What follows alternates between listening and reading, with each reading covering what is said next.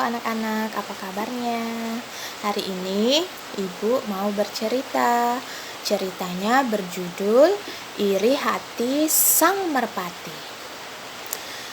Seharian ini Merpati iri hati pada Tekukur.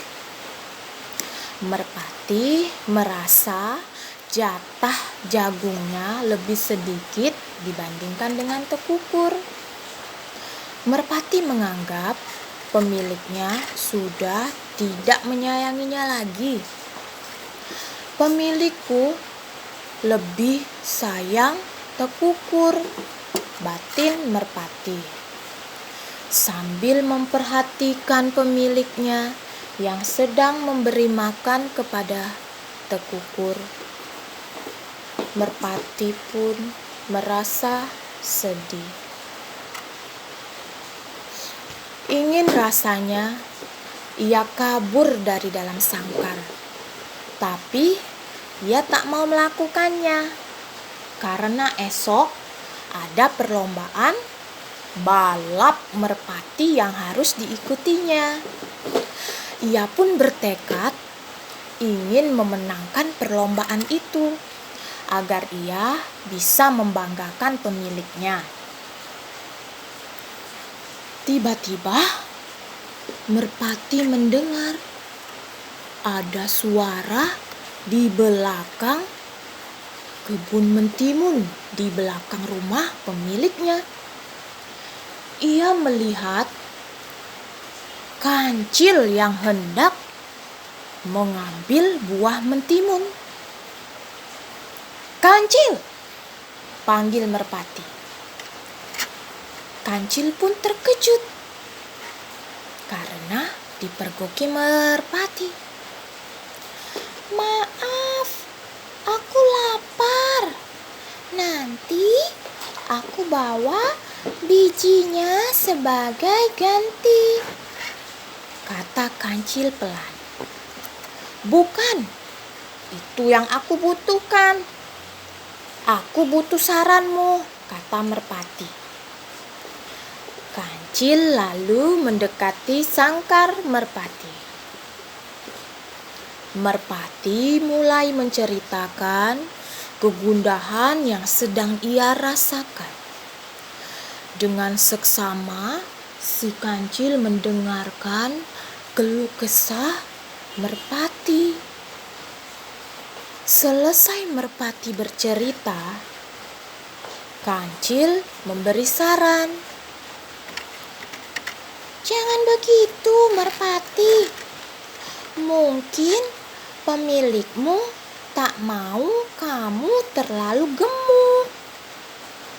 "Memangnya kenapa kalau aku jadi gemuk?"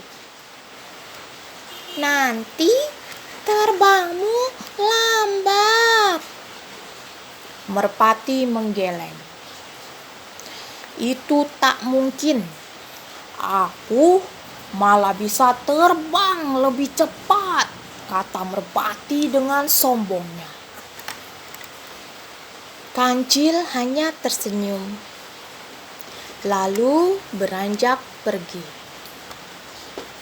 Namun Merpati mencegahnya.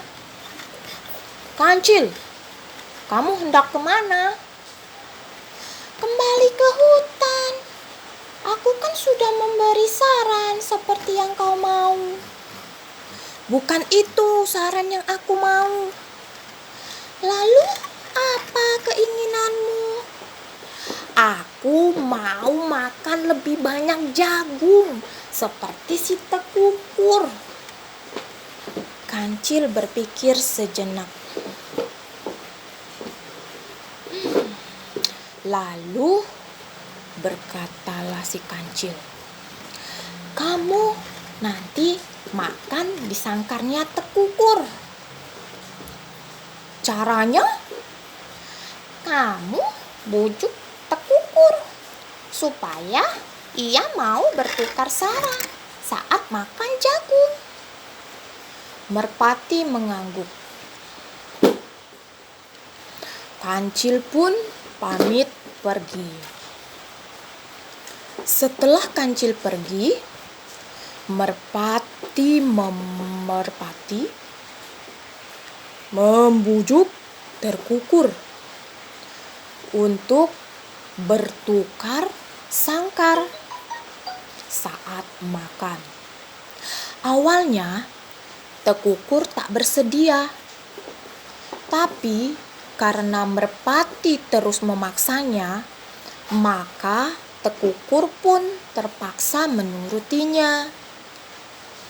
Esok harinya, setelah sang pemilik pergi, seusai memberi makan jagung merpati dan terkukur, merpati dan terkukur bertukar sarang. Di sangkar terkukur, merpati makan lahap memakan jagung yang banyak jumlahnya. Merpati kekenyangan. Dengan susah payah, ia terbang kembali ke dalam sangkarnya. Tapi lama kemudian, sang pemilik mengeluarkan merpati yang sudah kekenyangan dari sangkar, lalu membawanya pergi ke perlombaan balap merpati. Sayangnya di perlombaan, merpati yang masih kekenyangan tak bisa terbang cepat, sehingga merpati kalah. Pemiliknya merasa sedih dan pulang ke rumah, lalu memasukkan merpati ke dalam sangkarnya. Di dalam sangkarnya, merpati tampak menyesal. Ia berpikir kenapa ia tidak menuruti saran si kancil. Merpati menceritakan kekalahannya kepada terkukur. Lalu terkukur berkata kepada merpati, "Merpati, kamu seharusnya tak perlu iri hati. Pemilik kita sengaja memberimu sedikit jagung agar kamu bisa terbang cepat dan menang," celetuk terkukur dari dalam sangkarnya. Merpati malu dan sedih. Mendengarnya, ia pun menjadi menyesal karena sesuatu yang tak ada gunanya. Nah, anak-anak, dari cerita ini kita bisa mengambil pesan bahwa kita tidak boleh mempunyai sifat iri hati kepada orang lain, karena sikap iri hati itu dapat merugikan diri kita sendiri. Sekian cerita dari Ibu. Terima kasih.